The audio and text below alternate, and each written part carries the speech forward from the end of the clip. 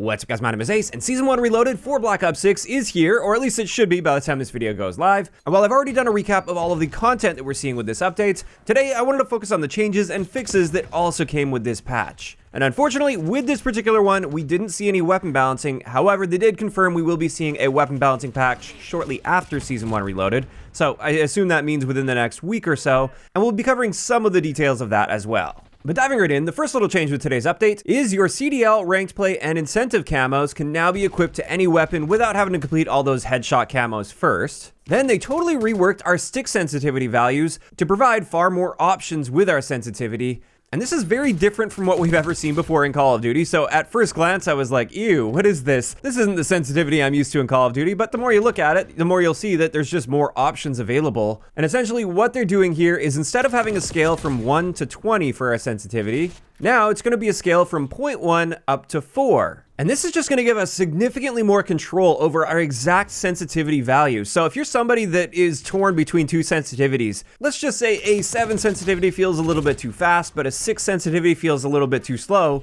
Previously, you just had to pick one and stick to it. Whereas now, there's going to be far more options between everything, so you can really dial those sensitivity values into that perfect setting that works for you. And they did mention that your sensitivity value before this update will be properly translated after the update, so that shouldn't change at all for you.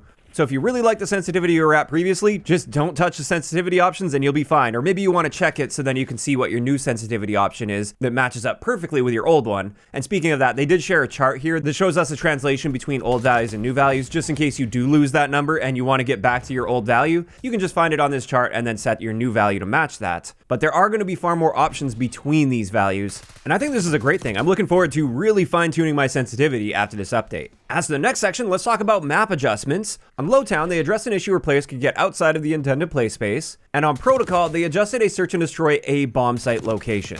Then for game modes, they fixed an issue with Hardpoint where sometimes the zone markers would disappear when that zone was contested. Also, they disabled dynamic map elements in CDL game mode. So this means like the secret paths on Skyline, for instance, they'll be open by default from now on and you won't be able to close them. Next up, let's talk about that weapon balancing patch that didn't come with today's update, but this will be coming shortly after the launch of Season 1. They didn't give an exact timeline on this, but they do mention it will be a large weapon balancing update. And they also gave us at least a general overview of the primary things that are going to be changing. And the first thing I'm quite happy to see is headshot damage improvements are coming for full auto weapons. And I'm really hoping this falls in line with the feedback I provided about a week ago, where I'd really like headshots to be a little bit more meaningful than they currently are, even without the CHF barrel. Although I don't want to be seeing a bunch of situations where you only need one headshot mixed in with body shots to reduce the number of shots to kill. I think that sweet spot is 2 headshots mixed in, so then it feels like headshots are doing something for you, without running into too many of those situations where you feel like the enemy just got one random lucky headshot and therefore they won the gunfight because of that. Now on top of this, with this big weapon balancing update that's coming, there's going to be a full removal of idle sway at the start of ADS on sniper rifles, so the moment you initiate aim down sights, your idle sway will turn off until that ADS delay takes place, and then it will reactivate again. And this just means when you aim down sight with a sniper rifle, you'll actually be aiming down sight to the center of your screen.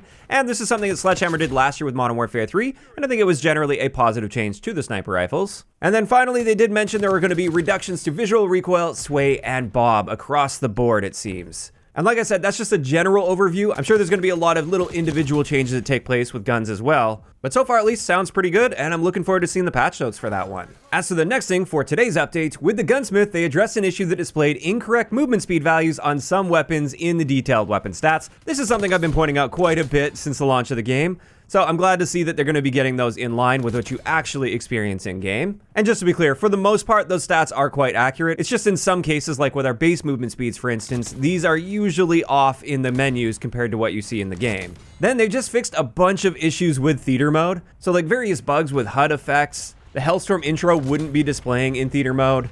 Smoke grenade visual effects were not properly being displayed. A black screen would be present when viewing a file in theater. Just a bunch of many bugs that take place with theater mode. It is quite buggy, I noticed this year with the little bit that I have tried to use it. So it's nice to see they're actively working on improving things and not just abandoning theater mode entirely. Next up, there's a little bit of perk balancing going on here, and the first one is with the Recon combat specialty.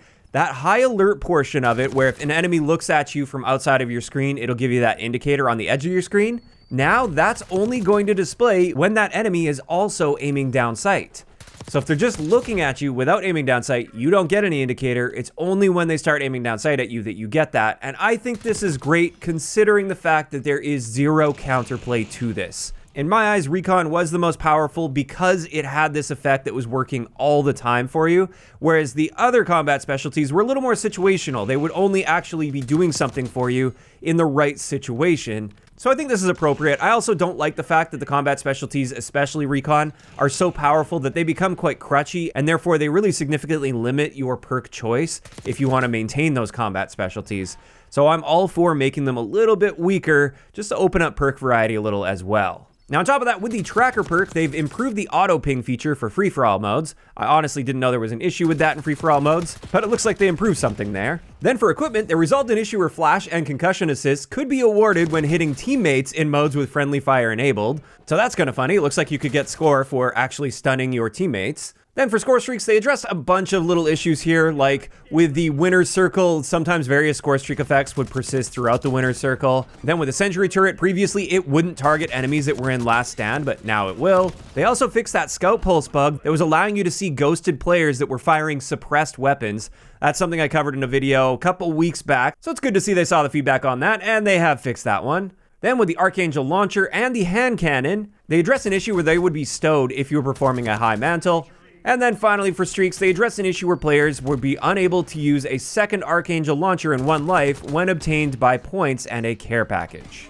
After that, with the lobby vote, they fixed an issue where that classified option, if you voted for it, it would often just pop up and select one of the two options that you just voted against. That should be fixed now. For the social tab, they address an issue where friends were not showing online when resuming from a sleep state on consoles. And that's something I've actually experienced for years now in Call of Duty, so that's kind of cool they finally got on top of that one. And they also address an issue where sometimes offline players would show as online to your friends. After that, for challenges, they fixed a few issues here. The first one is your Merciless Killer challenge was not progressing properly if you were getting kills with the Archangel launcher or the hand cannon, and those are meant to contribute toward those sorts of medals, as well as nuke streaks, at least in the case of the hand cannon. I'm uncertain about the Archangel launcher, but it seems like the Archangel is meant to do that as well, based on this. Then for daily challenges, they reduce the amount of progress needed to complete various multiplayer daily challenges. And for camo challenges, they're making the launcher challenges a little bit easier. So what they're doing is they're now also awarding progress when destroying enemy equipment and field upgrades in one match, in addition to destroying enemy score streaks. So I believe there are challenges where you have to destroy like 5 streaks in one game. Now it's going to be 5 streaks or enemy equipment in one game. So that should at least help a little bit with that challenge. And then finally, they addressed an issue where the final kill of the match was not consistently being counted toward your camo challenges. And there we go. That wraps it up for everything that applies to public matches, at least for multiplayer. However, there was also a section on ranked play, and I just wanted to briefly cover this as well. The main thing to point out here is they are going to be following the pro GAs when it comes to the actual rule sets in ranked play. So this means they're restricting the Krig, the Model L, the XM4, the SOG, all of the sniper rifles, all of the magazine attachments for assault rifles and SMGs, and smoke grenades. Those are also going to be banned now. And then on top of that, Hacienda is being added into rotation for ranked play, and they're fixing an issue that was preventing SR loss forgiveness from applying correctly after the player's first loss of the day. And there we go. That's going to wrap it up for everything they outlined that they changed with today's update for Season 1 Reloaded. And overall, it's great to see some fixes that have been pointed out over the past several weeks. Many of these issues I've been finding and pointing out, and clearly somebody is watching, and it's great to see them take care of these. I would say at this point, I'm more excited to see what happens with this weapon balancing update that's coming at some point soon, since I think overall that's going to have a much bigger impact on the gameplay in general than many of the changes and fixes they outlined today. Now, of course, these are just my thoughts, and I'd love to hear what you guys think about this patch, as well as Season 1 Reloaded so far, in those comments down below. If you enjoyed the video, a like rating is always appreciated, and don't forget to subscribe for more if you haven't already. I'll talk to you guys next time.